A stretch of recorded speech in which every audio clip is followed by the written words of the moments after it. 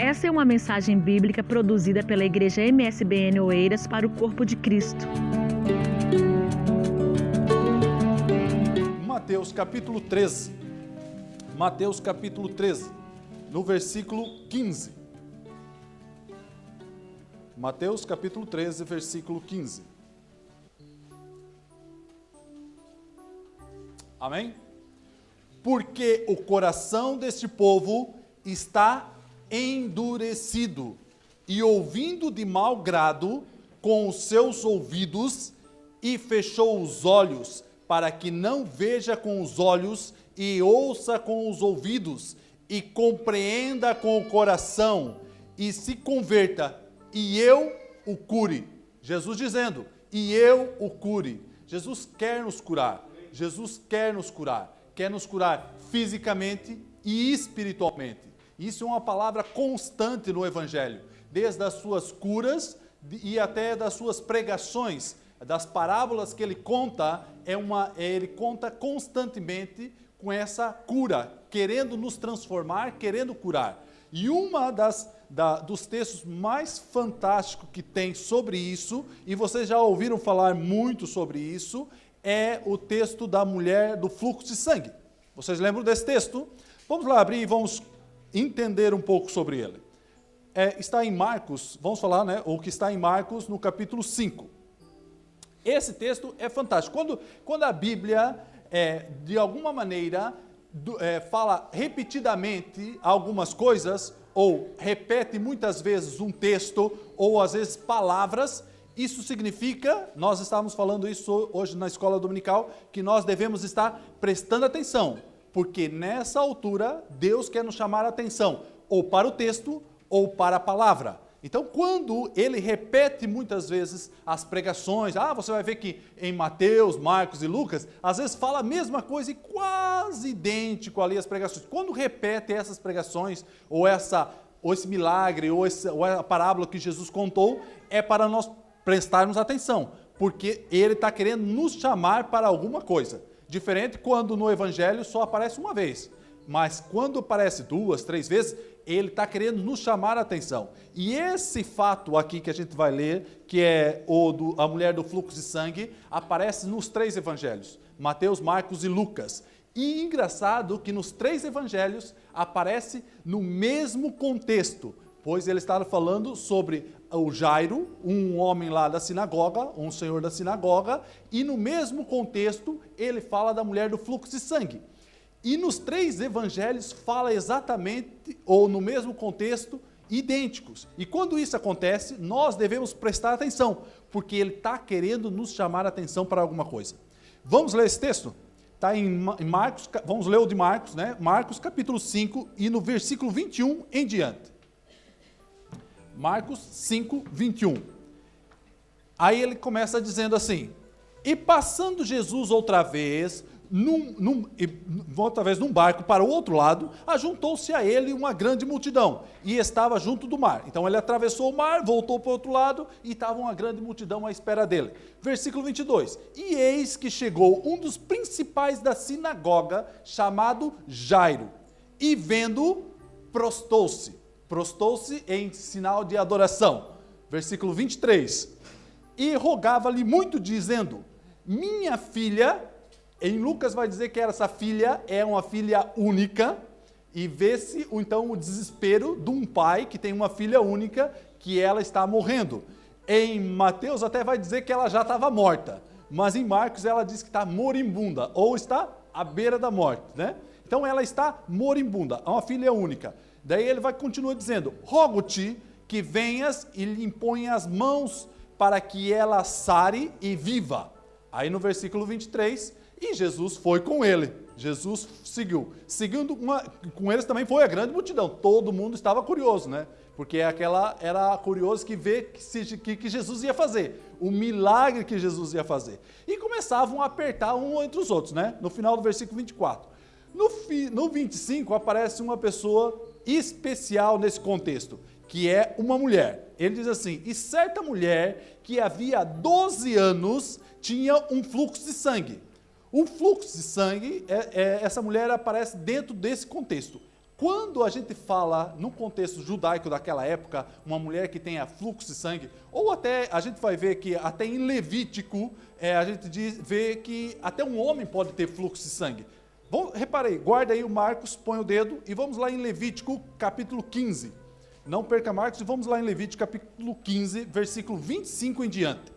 Ele vai contar várias coisas aí no capítulo 15 sobre o fluxo de sangue e tal, que o homem não pode ter onde sentar e não sei o quê. Aí ele começa a falar sobre a mulher, como tem o fluxo de sangue. Ele diz assim: também a mulher, quando manar o fluxo de seu sangue por muitos dias, fora do tempo da sua separação ou da sua menstruação, ou quando tiver fluxo de sangue por mais tempo do que sua separação, né? Ou no período da menstruação.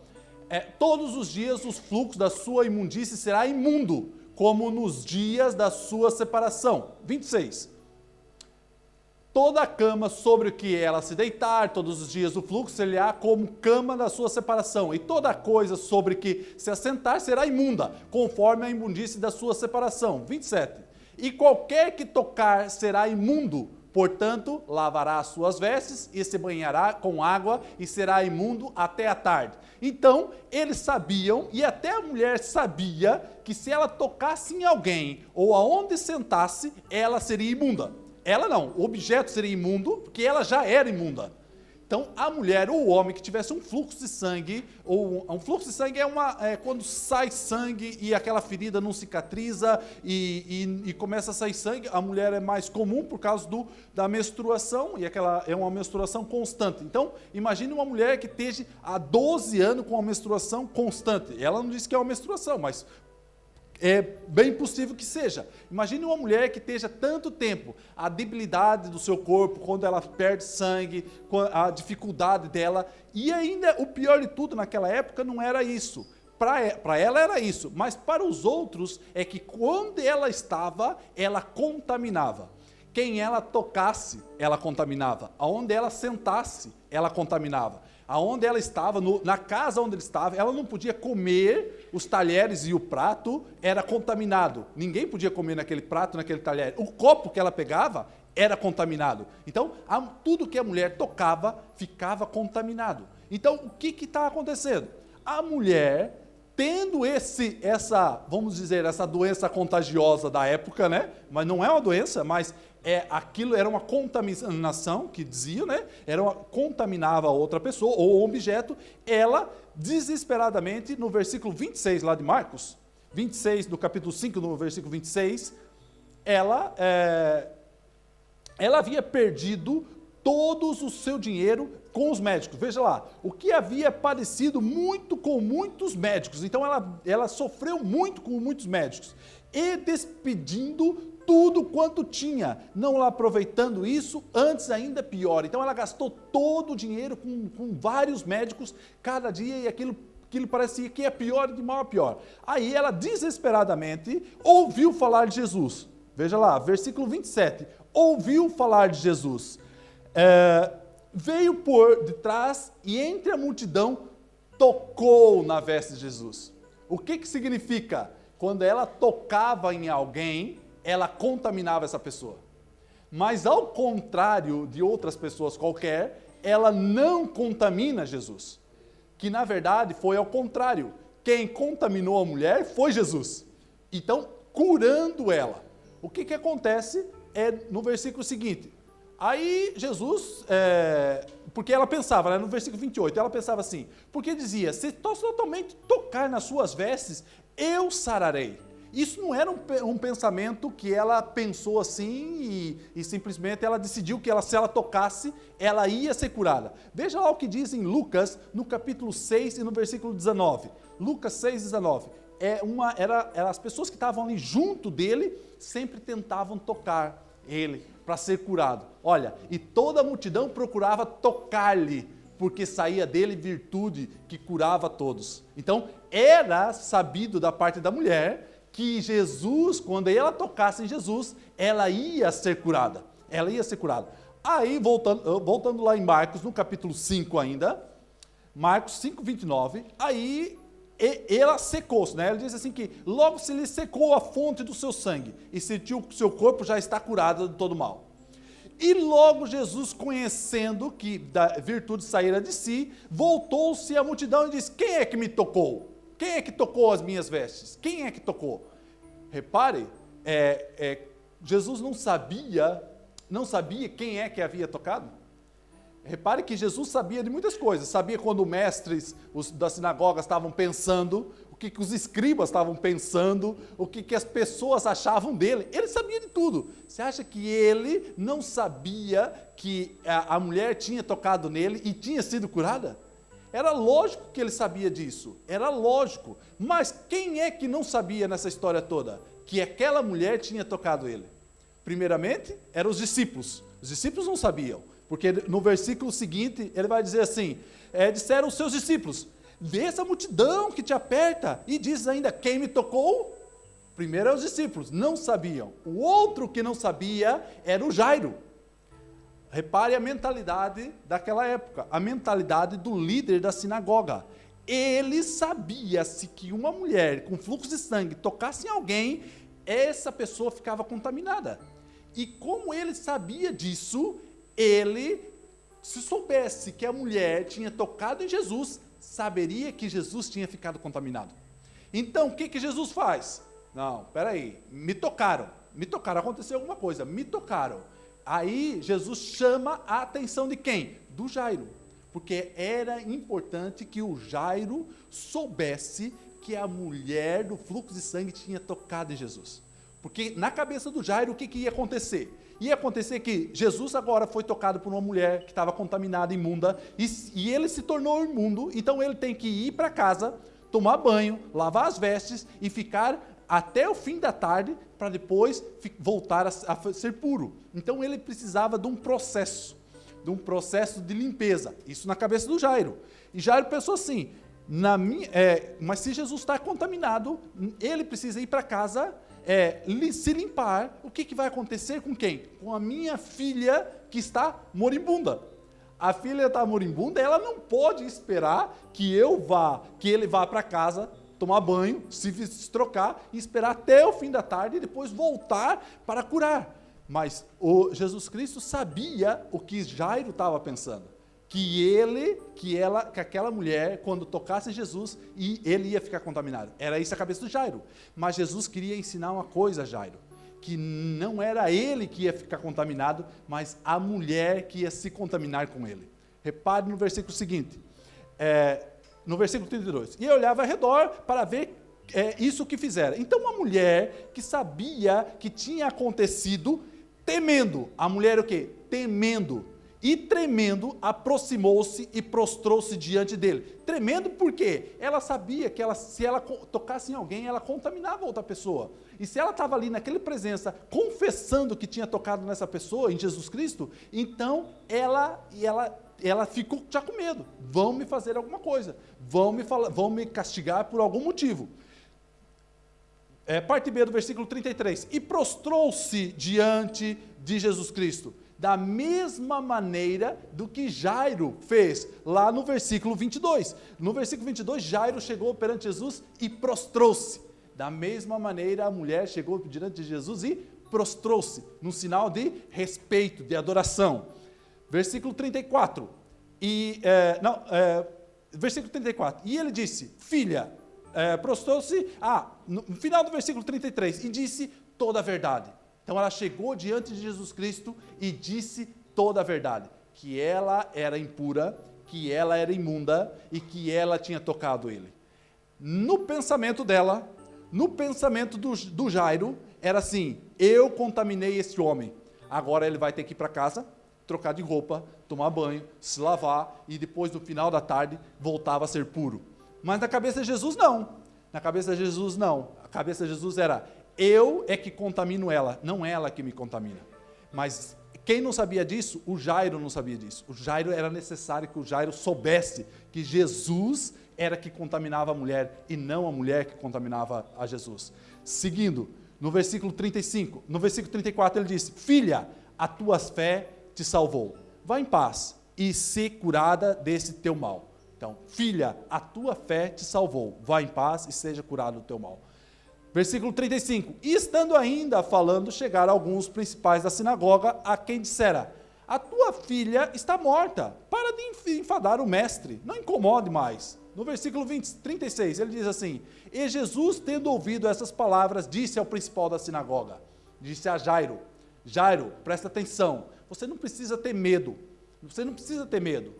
Essa mulher que você pensou que ela tinha me contaminado, ela não me contaminou. Não temas, ele diz assim, não temas, apenas creia, apenas tenha fé, não temas. O que ele diz à mulher? A tua fé te salvou. O que ele diz a Jairo? Creia simplesmente, tenha fé. Aí no versículo 37 ele diz assim: e não permitido que alguém o seguisse, a não ser Pedro, Tiago e João, irmão de Tiago. Aí no versículo 38 e tendo chegado à casa dos principais da sinagoga, viu o alvoroço, e os que choravam muito e pranteavam. E entrando disse: por que a vós alvoroçais e a chorais? A menina não está morta. E o que eles fizeram? Riam-se dele. O riam-se é a falta de fé, demonstra a falta de fé. Ele diz a Jairo: Jairo, não temas, simplesmente creia. O que ele fala quando ele chega na casa de Jairo? Todo mundo ria dele, que ele estava querendo, que a menina estava dizendo que a menina estava só dormindo, e eles riam, demonstrando a sua falta de fé.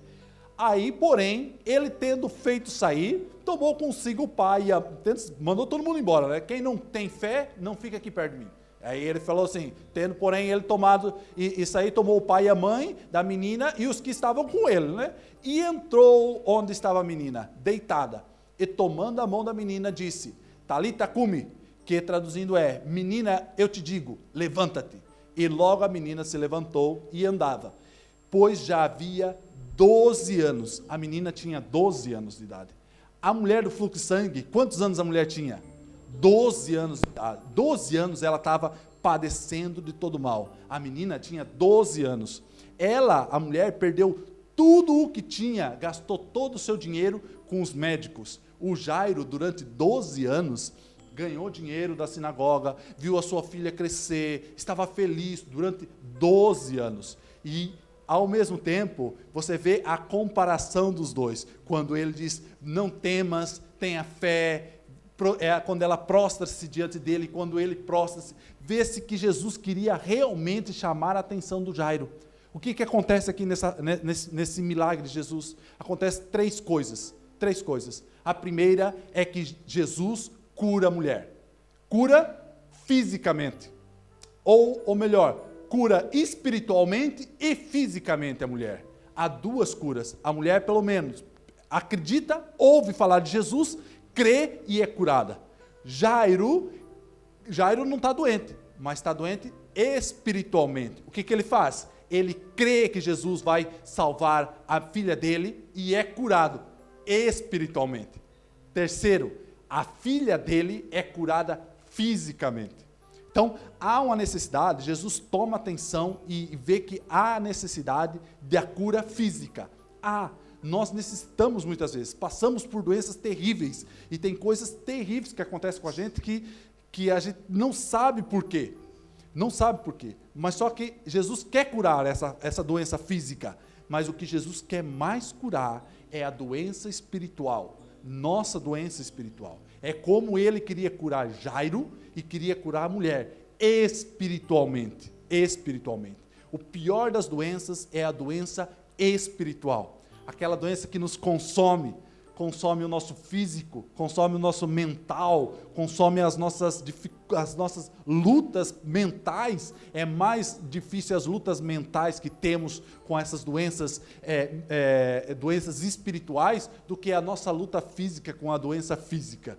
Então, é isso que Jesus quer fazer. Jesus quer curar fisicamente, mas também quer curar espiritualmente. Outro texto fantástico que nos fala sobre isso está em Lucas, no capítulo 7. Se você puder abrir, vai ser fantástico. Lucas, capítulo 7. Vai falar também de uma cura. Lucas, capítulo 7, a partir do versículo 36.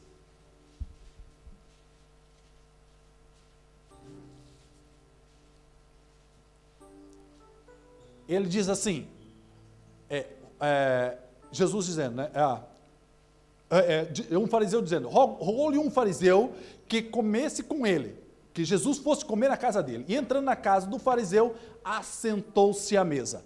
Lembra-se que lá tínhamos o Jairo, que era o principal da sinagoga, ou era um fariseu ou um saduceu, mas era o principal da sinagoga. Aqui Jesus está falando com um fariseu. E rogou-lhe um dos fariseus que comesse com ele e entrasse na casa e assentasse à mesa. E Jesus entrou na casa do fariseu e assentou-se à mesa. E eis que uma mulher da cidade, repare que a mulher do fluxo de sangue também não tinha nome, mas essa mulher também não tinha nome, mas ela tinha um carimbo na cabeça dela, pecadora. A mulher do fluxo de sangue também tinha um carimbo, dizendo, essa é pecadora. Não se aproxime, que essa é pecadora. Se você se aproximar dela, você vai ser contaminado. Repare que a mulher, no versículo 37 de Lucas 7, diz assim, eis que uma mulher da cidade, uma pecadora, sabendo que ele estava à mesa em casa do fariseu, levou um vaso de alabastro com unguento. Versículo 38. E estando por detrás aos pés, chorando, começou a regar-lhe os pés com as lágrimas, e enxugar-lhes com os cabelos da sua cabeça, beijava os pés e ungia com unguento, tudo ao mesmo tempo. Quando isso viu o fariseu, repare que o fariseu tinha a mentalidade, a gente quando vê esse texto, temos que atentar à mentalidade do fariseu, do saduceu da época, daquelas pessoas que estão em volta de Jesus. O fariseu que tinha convidado, falava consigo, dizendo, pensando consigo, se este fora profeta, bem sabia quem e qual é a mulher que o tocou, pois ela é pecadora. Da mesma maneira que lá atrás, quando Jairo também pensava isso. O texto não fala, mas ele também pensou isso, porque ele sabia que a mulher que tinha o fluxo de sangue tinha tocado Jesus e tinha contaminado Jesus, entre aspas, porque na verdade não foi, ao contrário, mas no pensamento dele era isso. No pensamento do saduceu é a mesma coisa, essa mulher pecadora contaminou ele. Agora o que ele vai ter que fazer? Vai ter que tomar banho, se vestir, trocar de roupa, porque a mulher que é pecadora tocou nele e tornou ele imundo. Versículo 40. E respondeu, Jesus disse, olha que no versículo 40, ele demonstra o nome do fariseu, Simão. Repare que lá na mulher do fluxo de sangue, o mestre da sinagoga tinha também um nome, Jairo. O homem era Jairo, aqui é Simão. Lá era uma mulher, aqui era outra mulher. Não tem um nome, só tem o seu carimbo da testa dizendo, é pecadora.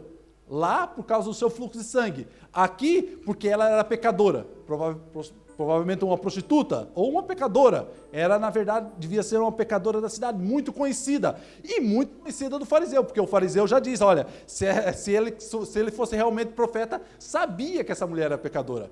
Versículo 40. E Jesus disse, Simão, uma coisa tenho a te dizer. E ele disse, mestre, diga lá. E 41. Um certo credor, aí Jesus começou a dizer uma parábola. E certo credor tinha 2 devedores. Um devia-lhe 500 dinheiros, ou 500 euros. E o outro 50 euros. No versículo 42. E não tendo eles com que pagar, perdoou a ambos. Aí Jesus pergunta, qual deles amará mais? Qual deles amará mais, ô Simão?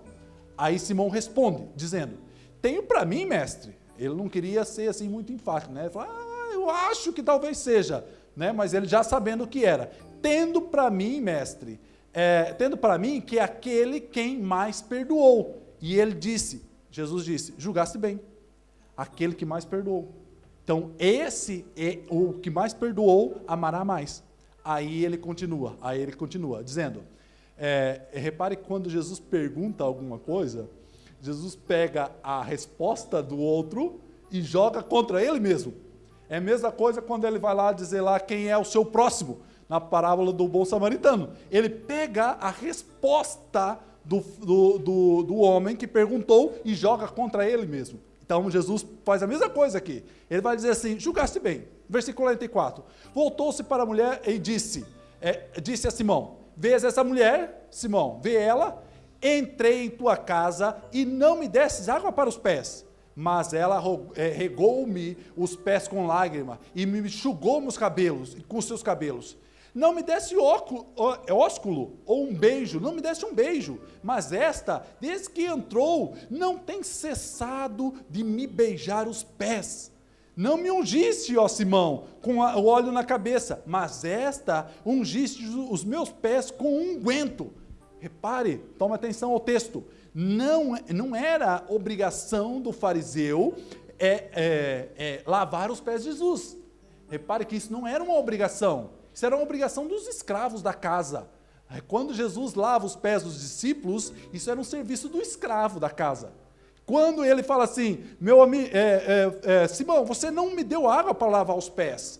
Então era uma obrigação de uma pessoa que recebe uma pessoa de grande estatura, um mestre, uma pessoa de grande calibre, é que pelo menos ele desse a água lá para ele lavar os pés. Ou se ele mesmo não lavasse os pés, um escravo lavar os pés. Mas era obrigação dele dar. Mas isso ele não deu. Outra coisa é quando ele diz assim, não me desse um beijo. Não era obrigação do fariseu dar beijo. Não era obrigação, mas só que era uma maneira de dar boas-vindas à casa. Repare quando eles ainda têm o costume de dar o beijo, o ósculo, né? Então, esse era um costume da época. E ele não era obrigado, mas se ele quisesse receber bem alguém, ele fazia esse cumprimento. Aí ele também não era obrigado a ungir ninguém com a cabeça com óleo. Mas se fosse um grande mestre, uma grande celebridade, era uma honra você fazer isso. Então, Jesus Cristo está chamando a atenção, porque ele devia ser honrado. E o Simão não honrou ele, com nada. Ele ainda criticou Jesus, dizendo que se ele fosse profeta, ele sabia quem era a pecadora que estava tocando. Aí no versículo 47 ele diz assim, pois isso te digo, que os seus muitos pecados lhe são perdoados, porque muito amou. Mas aquele que pouco perdoado, pouco amou. Mas aquele que pouco perdoado, pouco ama. E disse a ela, aos teus pecados te são perdoados. Disse a ela, os teus pecados são perdoados. Não é que ela tinha mais pecados do que os outros. Era porque ela, na sua consciência, confessou os seus pecados diante de Jesus Cristo. Com os seus atos, pois ela se derramou diante dele, dizendo assim, Senhor, realmente eu sou pecadora, realmente eu preciso de Ti, por isso eu derramo tudo que eu tenho, compro um vaso caro de perfume e unjo os seus pés e choro diante de Ti. Isso era ela pensando. O que Simão pensava? Nem pensar, que eu me ajoelho diante dele e lavo os pés dele. Nem pensar, ele é que tem que vir cá me dar um beijo, eu é que mereço honra, não ela.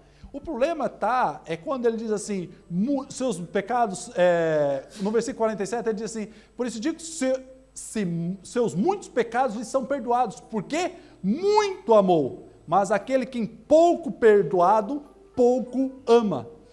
Não é que ela tinha mais pecados do que Simão, mas é que o Simão não viu que ele tinha pecados. Para ele não tinha pecado, ele era um fariseu, ele ia ao templo, ele lá sacrificava o seu cordeiro quando ele ia ao templo. Então, para ele, estava tudo bem, mas para ela não estava tudo bem. Mas o que significa para nós, muitas vezes, é que nós, às vezes, estamos dentro da igreja e falamos assim, Senhor, eu não sou como aquele pecador que está lá fora, se prostituindo, eu sou um homem bom, vou à igreja todos os dias, eu não tenho pecado. Mas aquela pessoa lá fora, aquela sim, aquela tem muito pecado. Jesus chama atenção. Você deve ver que você também tem pecado. Então é olhar para nós e vermos que nós também temos pecado. Não é só porque as pessoas estão lá fora no mundo, ela tem pecado e nós que estamos aqui dentro da igreja não temos pecado nenhum. Somos todos santos, já estamos prontos para ir para o céu. né? Então, há aí uma chamada de atenção de Jesus Cristo sobre isso. Daí repare o que diz no versículo 48 diante, né? Ele diz assim, disse a ela, os teus pecados estão perdoados. No 49 ele diz, e aos que estavam à mesa começaram a dizer entre si, quem é este que até perdoa pecados? Era uma blasfêmia você dizer isso, perdoados estão os teus pecados. Por quê? Os pecados não era perdoado por qualquer um, era perdoado por Deus. E aonde? Lá no templo. Lá em Jerusalém, quando você matava o cordeiro, quando você matava o carneiro, ou as pombas, aí é que era perdoado os teus pecados. Não era por qualquer um, era por Deus. O que Jesus está dizendo? Eu sou Deus. Eu sou Deus. Eu perdoo os pecados, aqui e agora. Não preciso de nada disso. É eu que tenho poder para isso. Eu tenho poder para isso. Aí ele continua no versículo 50 e disse à mulher, a tua fé te salvou. Vá-te em paz, que a tua fé te salvou. Vemos duas coisas aqui, duas pessoas, uma mulher e o Simão. A mulher foi perdoado os seus pecados e o Simão não. Houve uma cura, a cura da mulher. O Simão não dá a entender o texto, mas provavelmente não teve a sua cura espiritual alcançada, porque não confessou os seus pecados como ela confessou. Então, há dois tipos de cura, duas tentativas e uma cura. A da mulher que tinha muitos pecados. É igual lá de Jairo, a cura espiritual e a cura física da mulher, e a cura espiritual de Jairo, e a cura física da filha de Jairo. Então, quando nós pedimos cura, quando nós temos uma doença, nós temos que entender uma coisa, que algumas doenças são físicas e outras são espirituais. E a gente temos que tomar atenção, que muitas vezes a gente não, as nossas vidas não vai em frente, não por causa de uma doença física, mas por causa de uma doença espiritual. Nós temos dificuldades para orar, temos dificuldades para ler a Bíblia, não por causa de uma doença física, mas por causa de uma doença espiritual. E isso Jesus também quer curar. Além de querer curar a cura física, ele também quer curar a cura espiritual. Quer curar a cura espiritual. Outra coisa, quando ele fala com os seus discípulos, dizendo assim, os seus discípulos perguntam a ele assim, mestre, por que você ensina por parábolas? Por que você está ensinando por parábolas? Por que o senhor faz isso? Por que o senhor ensina por parábolas a uns e a nós, o senhor ensina de outra forma? Aí ele diz assim, a vocês é dado a conhecer o mistério do reino, mas a eles não. Por quê? Endurecido está o coração deles. Eles ouvem, mas não ouvem, veem, mas não veem, e o seu coração está endurecido. O seu coração está endurecido. Aí ele diz assim, porque se eles ouvissem com os seus ouvidos, enxergassem com os seus olhos, e se convertesse do seu coração, eu os curaria da sua doença espiritual, porque ali no contexto ele está dizendo da doença espiritual. Então, eu os curaria da sua doença espiritual. Aos discípulos não, aos discípulos é dado o conhecer o mistério do reino, ele cura. Se você é discípulo de Jesus, ele te cura. Ele cura espiritualmente, ele cura fisicamente. Se você não crê nisso, se você não crê que ele te cura, ele não vai te curar. Por quê? Porque fechado estão os seus olhos, fechado estão os seus ouvidos e o seu coração está endurecido. E ele não vai te curar, porque você não é ainda discípulo dele. Você precisa agarrar essa fé, você precisa agarrar esse momento e dizer assim, Senhor Jesus, eu quero ser curado espiritualmente. Eu sei que você passa por muita dificuldade física, mas só que a espiritual, eu vou dizer uma coisa, é mais importante. Mas Jesus Cristo cura fisicamente ainda. Jesus ainda cura, mas Ele quer te curar espiritualmente, principalmente espiritualmente.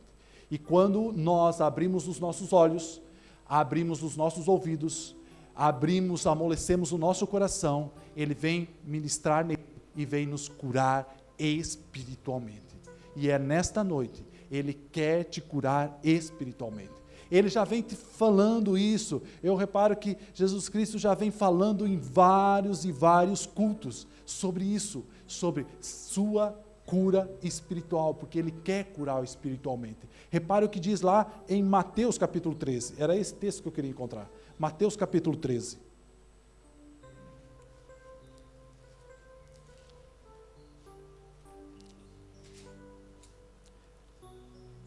Ele vai dizer no versículo 15, Mateus 13, 15, vai dizer assim: porque o coração deste povo está endurecido, e ouvido mau grado com os seus ouvidos, e fechou os olhos para que não vejam com os olhos, e ouça com os ouvidos, e compreenda com o coração, e se converta, e eu o cure.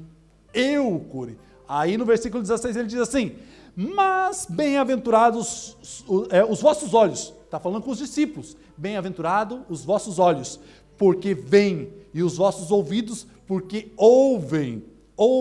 Bem-aventurados são vocês que ouvem e veem, porque eu já os curei espiritualmente. Percebe? Eu já os curei espiritualmente. Vocês já estão com os ouvidos e os olhos abertos para isso.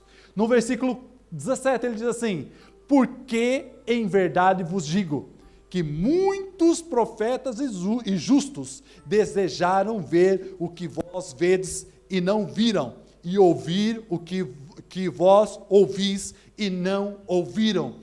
Muitos, falamos sobre isso hoje na escola dominical de manhã, que muitas pessoas tentaram e pesquisaram e foram atrás. Os profetas Isaías, Jeremias, Daniel profetizaram constantemente sobre Jesus Cristo, mas não viram com seus olhos. Jesus Cristo vai dizer assim: bem-aventurados são vocês, que agora estão vendo.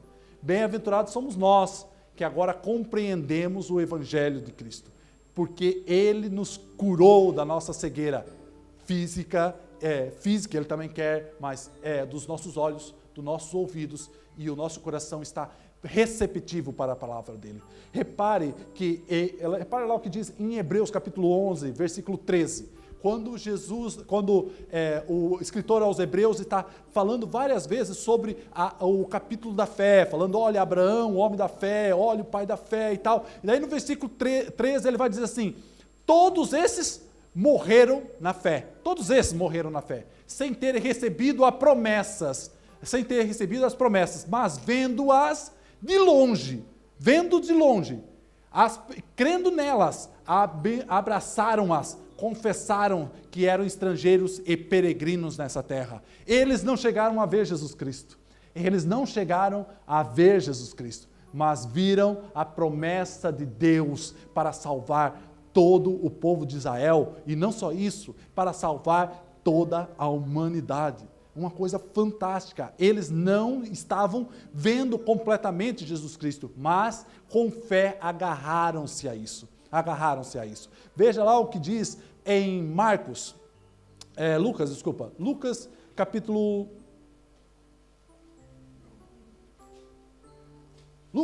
7, no versículo 28. Repare o que diz, Lucas 7, 28. Jesus Cristo está falando sobre o João Batista.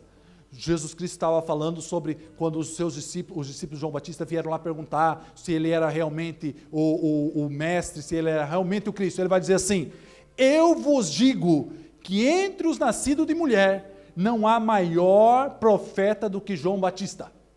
Daí ele continua: mas o menor no reino de Deus, este é o maior do que ele. Por quê? Porque nós vimos a promessa de Deus se cumprindo em Cristo Jesus. Nós vemos hoje a promessa de Deus se cumprindo em Cristo Jesus. Hoje nós recebemos Jesus Cristo, recebemos o Espírito Santo dentro de nós, convivemos diariamente com Deus, nós temos uma convivência diária, nós podemos conversar aqui com Deus, face a face com Ele, conversar: Senhor, meu dia foi isso, assim, assado, assim, porque Ele está aqui conosco agora, Ele faz parte de nós, está dentro de nós. Mas o que acontecia antes? Quando muita gente fala assim: olha, quando eu chegar lá no céu, eu vou falar com Daniel, ou falar com profetas e tal, perguntar, olha lá como é que foi lá dentro da cova do leão, olha lá como é que foi lá na fornalha e tal, não sei o quê. Mas ao contrário, Jesus está dizendo assim, olha, quando chegar lá no céu, quando chegar este momento, eles vão perguntar a vocês, como foi ter Deus dentro de vocês? Como foi ter Deus morando dentro de vocês?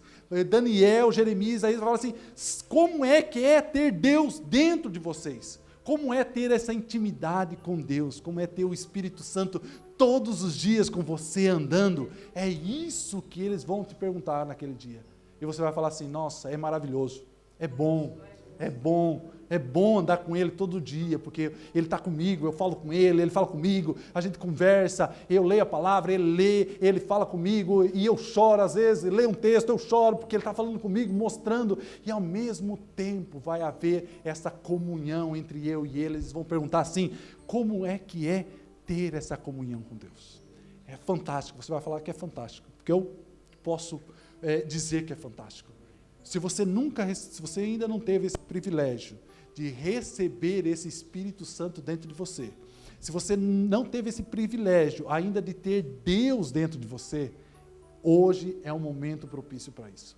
Hoje é um momento propício de você se entregar a Jesus Cristo, porque Ele quer te curar fisicamente, não tenha dúvida nenhuma disso. Vá com fé, tenha fé nisso, mas Ele quer te curar espiritualmente. Quer que você tenha uma nova vida, uma vida com Ele, junto dEle, conversando com Ele, Ele indo para você, indo com você, você indo com Ele para o trabalho, voltando, indo para casa, voltando, estando em todo lado onde você está, Ele está com você.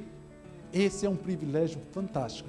E você hoje pode ter esse privilégio. Esta foi mais uma mensagem bíblica produzida pela Igreja MESBN Oeiras. Siga-nos nas redes sociais, Facebook e Instagram.